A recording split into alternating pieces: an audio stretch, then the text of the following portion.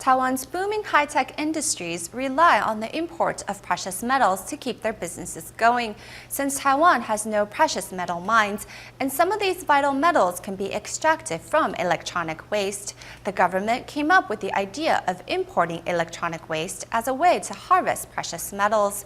However, Taiwan already has a problem processing the electronic waste it produces domestically.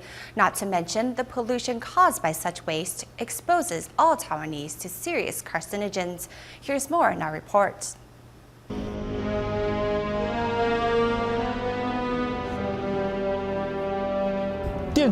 We are at Senmeipi in Taoyuan, where illegal dumping of electronic waste has turned the land bluish-green. Formerly an irrigation pond, this area was ruined because of industrial pollution. The pond has now dried up, and hidden within the cracked land are dioxins and potent acids. Just look at the color of these channeled apple snails. They are all green, while their shells were melted away by what is probably copper sulfate. A neighboring factory is responsible for dumping wastewater from the incineration of scrap metals into the pond. It first started with elderly and now young people.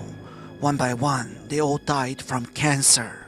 If residents were exposed to such contaminants, then cancer would very likely form within many systems of their body. So why is such dangerous factory allowed to continue operations? Because of money. Electronic waste includes printed circuit boards, integrated circuits, resistors and capacitors. Precious gold, silver, platinum and palladium can all be extracted from them.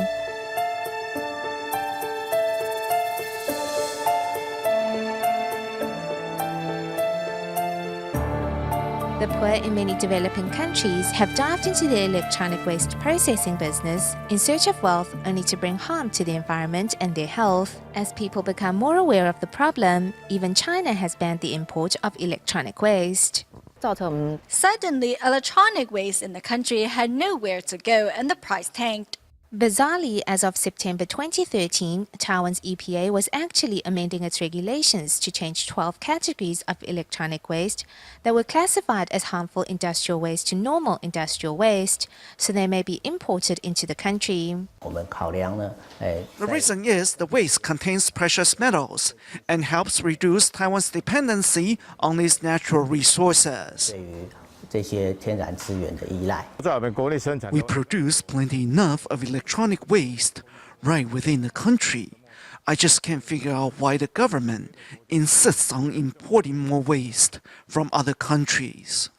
Most of the waste processing plants are not licensed, and even if the waste is processed legally, it is still a burden on the environment. Acid baths and electrolysis are used to extract the precious metal from electronics, producing heavy metals and toxic mud as byproducts, while the brominated flame retardants within the plastic components are harmful to the human body as well. Within consumer electronics and appliances are plenty of brominated flame retardants, which become a carcinogen when burned.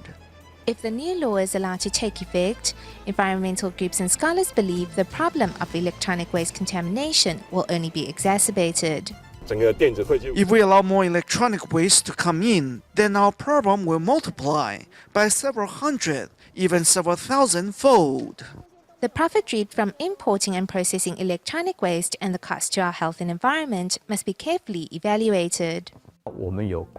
Though we have established regulations regarding the processing of electronic waste, the point is no one is enforcing them.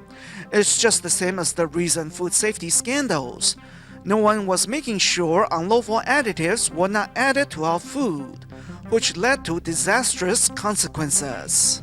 Currently, 80% of the world's electronic waste is being dumped in Asia. If this is such a lucrative business, why don't developed countries want to keep this waste within their borders?